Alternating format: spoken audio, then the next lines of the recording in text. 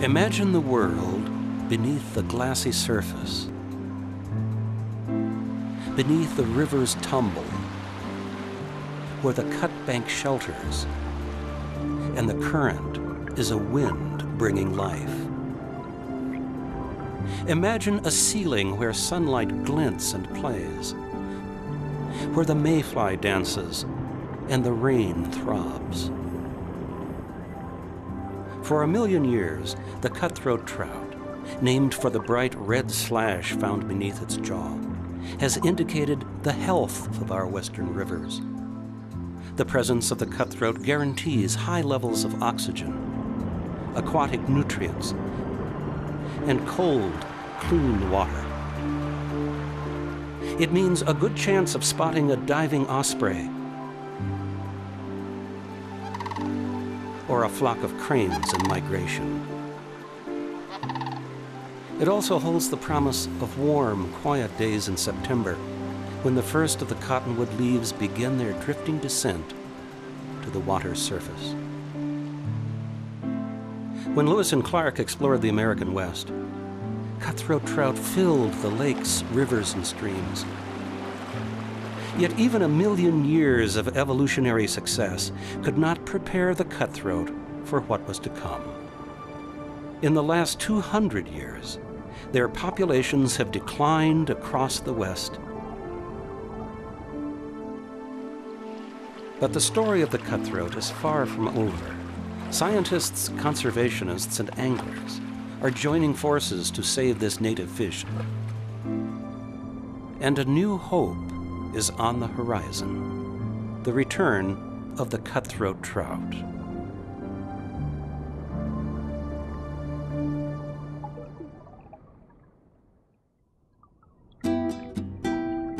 The story of the cutthroat begins with a return.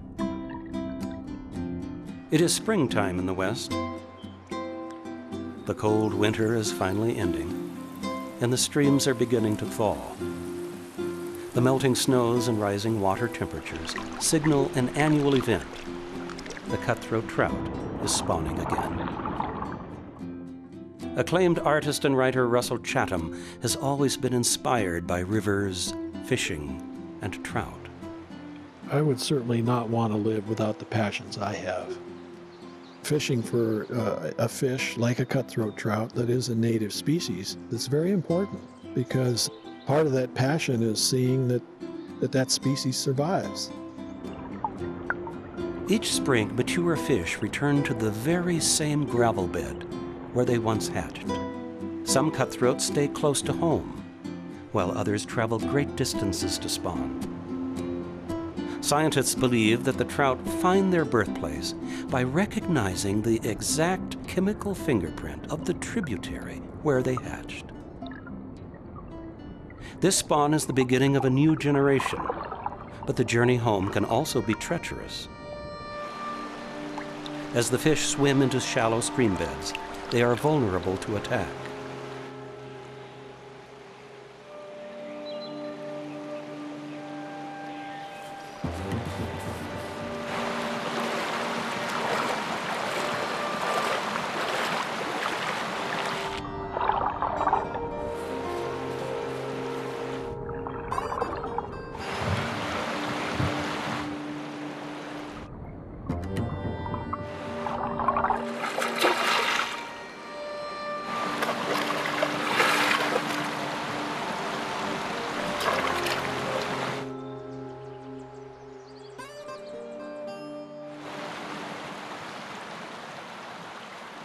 But many of the fish escape predators and reach the spawning grounds.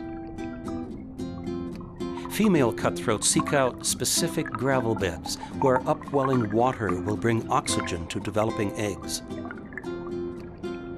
Digging a shallow hole in the gravel, called a red, the fish deposits her eggs. Competing males follow quickly behind and cover the eggs with a thick cloud of sperm.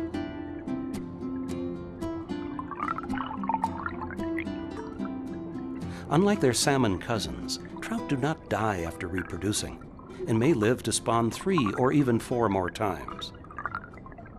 For the next few weeks, The eggs remain hidden beneath the protective rocks.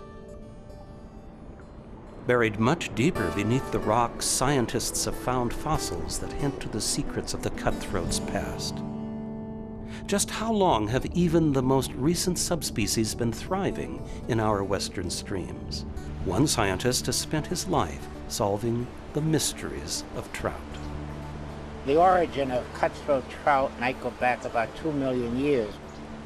By about 1 million years ago, that cutthroat line had divided into 4 major groupings. Their remarkable evolutionary migration began in the distant coastal waters of the Pacific and carried the cutthroat across the entire western expanse of North America. During this voyage, the cutthroat split into 4 diverse ancestral lines. The oldest of these lines is the coastal cutthroat, which makes use of both marine and freshwater environments. The first distinct break produced the west slope cutthroat. This subspecies established the largest territory. The family divided again, forming the Yellowstone cutthroat, which is now the greatest population of pure cutthroat trout. The last distinctive group to evolve grows to the largest in size. The Lahontan cutthroat can weigh up to 40 pounds. With the subdivisions of these 4 major lines, several other unique subspecies evolved, such as the Rio Grande, Colorado River, Bonneville, and Greenback. But how did these fish swim over the several mountain ranges along the way? Scientists believe the cutthroat began to journey east up the Columbia River Basin over 1 million years ago. During the great ice ages, glaciers advanced and formed huge ice dams, stopping rivers and turning valleys into lakes. As water levels rose, the fish gained access to new waterways. When the ice dams broke and the water retreated, the trout were often left above impassable barriers or in entirely new drainages and evolved in isolation. In one of these watersheds, the few weeks necessary for the eggs to develop have passed, and thousands of small fry emerge into a world of complete self-dependence. For the first few days of life, the fry are fed by their yolk sac.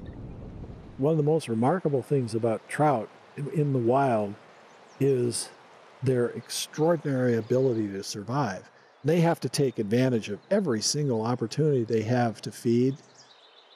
They're designed to be survivors. But in most of the cutthroat's remaining territory, survival has become more difficult. Predators have been introduced. Dams block migration routes. Habitat has been altered. Even 1 million years of evolution could not prepare the cutthroat for such changes. The cutthroat trout has not had time to adapt to human-induced conditions. They like the coldest, cleanest, purest waters. They like the canary in the mine. They don't tolerate much environmental change. Change was on the horizon in 1805, when Meriwether Lewis and William Clark set out to explore the West. As the expedition crossed the Great Falls of the Missouri, Silas Goodrich, one of their fishermen, returned to the party with a full stringer of trout they had never seen. Clark reported the discovery of the species. Its scientific name, Oncorhynchus clarki lewisi, is derived from this encounter. Lewis and Clark's famous expedition opened up the American West. Flocks of pioneers seeking fortunes and a better life followed. The tales of 19th century pioneers and travelers are filled with stories recording the amazing abundance of what had become known as the black-spotted trout. In the years between the 1860s and the early 1900s, a new America pushed westward with a goal of developing the territory's vast resources.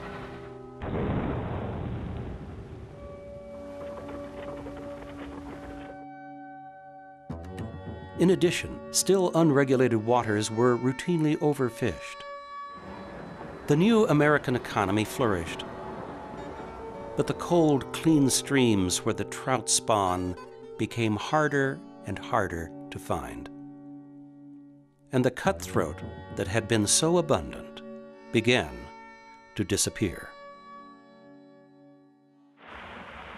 As it became apparent that populations of native trout were declining, efforts were made to restock western streams and rivers with non-native species. In 1870, Congress set up the U.S. Fish Commission with the goal of propagating and distributing desired sport fish.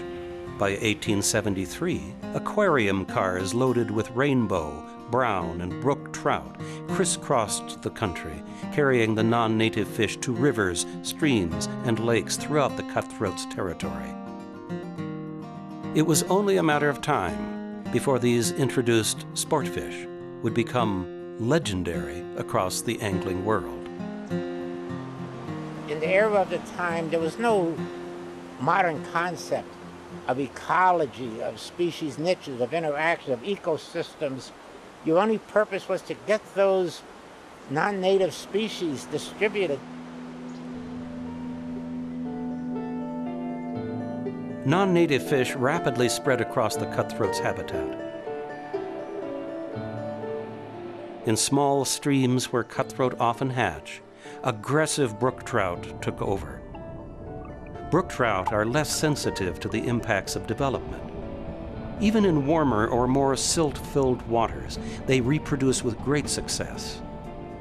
Because brook trout spawn in the fall, the bigger, hungry juveniles outcompete the following spring hatch of cutthroats and can devastate the population. In the larger drainages, a bigger and more aggressive fish was stocked, the European brown trout. While cutthroats feed primarily on insects, brown trout feed on other fish. As the stomach of a brown indicates, a single meal can consist of 5 or more smaller fish like the cutthroat. But the most threatening non-native fish was also the most widely distributed, the rainbow trout. Where rainbows co-evolved with the cutthroat, as in the Columbia River Basin, the two species reproduce in isolation and preserve genetic diversity. But introduced non-native rainbows spawn at the same time as the cutthroat, causing hybridization of the two species. Such crossbreeding can wipe out the entire cutthroat gene pool. The way rainbow trout are particularly inimical to cutthroat trout is that they're close enough related, they hybridize. There seems to be no barrier to hybridization. And once it gets started, it can't be stopped because the hybrids are fertile. With no natural adaptations for such competition, nearly all of the cutthroat subspecies have declined. As early as 1905, the yellowfin cutthroat became extinct. By the 1940s, the greenback, Bonneville, and Lahontan cutthroats were also believed to be gone. Typically, a menu of decline always includes things like, pollution and overfishing, but you put it into one word, it's non-native species. Today, the remaining cutthroats are ever threatened by the enormous presence of non-native fish. We don't have any planet to lose. I think if we see native species in trouble or disappearing, it means we're not behaving correctly. The fate of the cutthroat in the nation's oldest park illustrates the impact of non-natives on an ecosystem. The Yellowstone cutthroat is one of only 2 species of fish native to the Yellowstone River drainage above the park's famous upper and lower falls. Yellowstone Lake is home to the world's largest pure cutthroat population. The sheer abundance thrilled early visitors to the park. Annual catches of 300,000 fish have been recorded, and it is estimated that the region's predators consumed an equal amount. But in the early 1990s, park managers discovered that lake trout had been illegally introduced into Yellowstone Lake. Lake trout are fierce predators, Within the park, 99% of their diet consists of cutthroat. The lake trout live in much deeper water, beyond the reach of many species that have depended on cutthroat for their survival. The entire ecosystem has been affected by the invasion. If the cutthroats are there in their natural habitat, yes, it's a rare environment, and it requires our protection. But how can these cutthroats have a chance in the waters that remain? It became very clear that it would require great efforts to save our native trout and to undo some of the damages that were inflicted on their habitat. Fish and wildlife agencies began a widespread inventory of native cutthroat. Where were the pure stocks located? How secure were these populations from competing species, hybridization, and habitat degradation? What could be done to reestablish cutthroat populations in tributaries where they had been lost? Across the West, scientists began searching for genetically pure cutthroat. Most of these fish are found in isolated, high alpine environments, where a natural barrier has stopped the migration of non-native invaders. Amazingly, some of these surveys discovered remnant populations of greenback, Bonneville, and Lahontan cutthroats, all fish that were once thought to be extinct. Pure stocks of the other declining subspecies were also located. Conservationists seized the opportunity and began working to save these subspecies. Often the first step in restoring cutthroat to their previous distribution is collecting eggs from wild populations. Scientists collect eggs from the females by squeezing along their bellies. Sperm are gathered from males, like this Colorado River cutthroat, whose spawning coloration has turned him a brilliant red. These gametes become the source of future generations. Sometimes these fertilized eggs are transplanted directly into prepared streams. In other cases, they are brought to a hatchery. Sheltered there, survival rates rise significantly. When the fish have reached a sufficient size, they are stalked back into the wild. There are certain situations which are fixable if people pay attention and if they take the right course of action. But before any fish can be returned to the wild, a suitable habitat must be located. This requires isolation from non-native fish and cold, clean water. Often streams have to be restored before cutthroat can survive in them again. Many streams have been straightened and cleared of natural obstacles to create pathways for industry. Other streams have been degraded by early grazing practices or cleared of trees that shadow and cool the water temperature.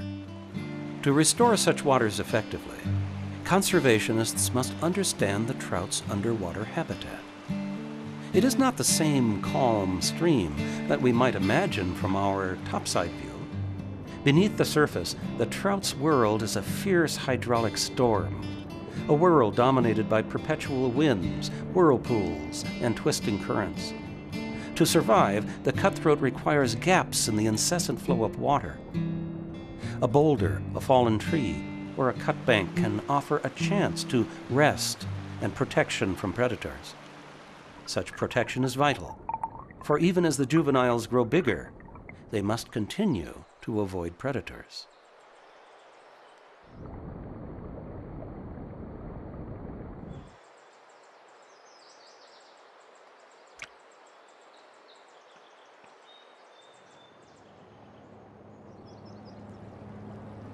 Collaborating with ranchers and landowners to restore disrupted habitat, conservationists must build in protections for the fish by creating bins in the stream and replacing silt-filled river bottoms with gravel.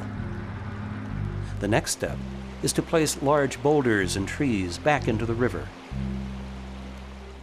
On some ranches, livestock drink from stock tanks, and barriers have been placed alongside a cutthroat stream to protect it from degradation. Before cutthroats can be introduced, the stream must be isolated from non-native trout. Usually, cutthroats are placed in the upper sections of a small stream above an impassable barrier, like a waterfall. In the absence of a natural barrier, conservationists create one. The final critical step to a successful reintroduction is removing all of the non-native fish that remain upstream of the barrier. If you want to transplant a cutthroat trout back into the water they once inhabited, you have to get rid of all of the non-native brook trout, brown trout. Any non-native trout has to be eliminated. When possible, fisheries personnel use an electrofishing technique. A low-voltage shock momentarily immobilizes the fish. Non-native fish are netted and removed, while cutthroat are placed back into the stream. In streams where electrofishing is unfeasible, specially designed chemicals that have been approved by the EPA must be used to ensure all non-natives are removed. Harmless to humans, to mammals, or birds, chemical treatment. That's the only feasible way to get rid of the non-native trout in more than just the tiniest of habitats. Once the non-natives are gone, the stream is ready and the drainage is restocked with pure strains of cutthroat trout.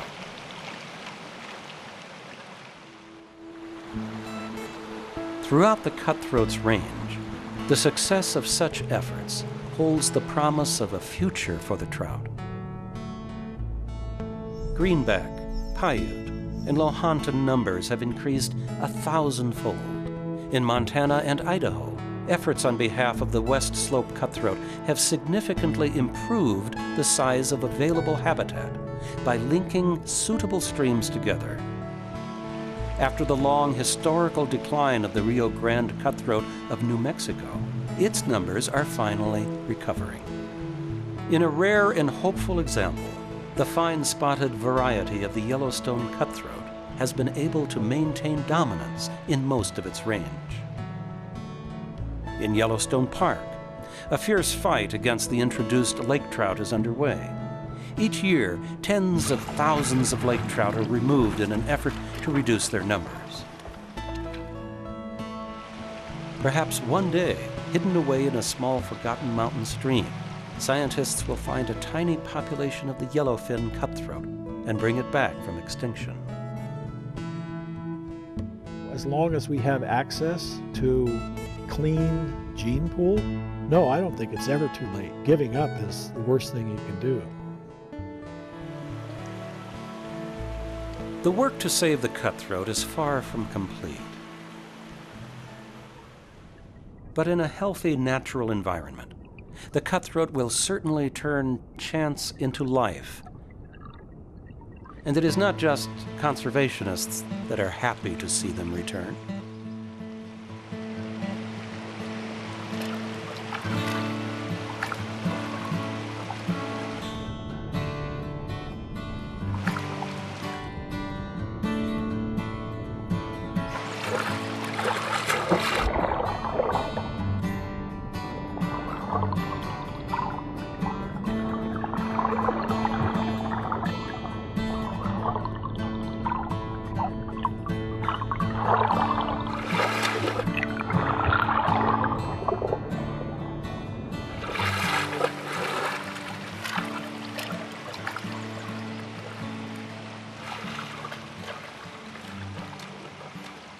These otter pups have had their hunting lesson and wait anxiously for their mother to finish. As the cutthroat begin to return to the wild, a new generation of otters, bears, and birds celebrate the return.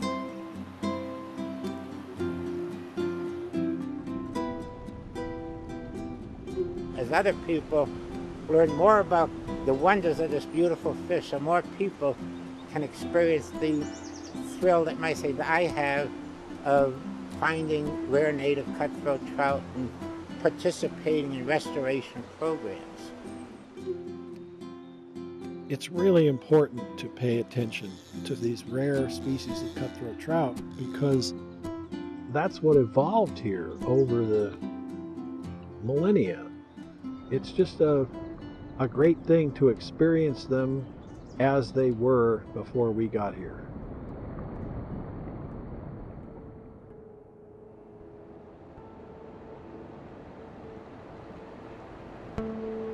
Imagine a stream that runs cold and clear, where native trout rise as they have for 1,000,000 years. Imagine a day that is warm as a hand, when the current bends and pulls, and shadows move in the riffles. And remember the cutthroat, for whom this is home.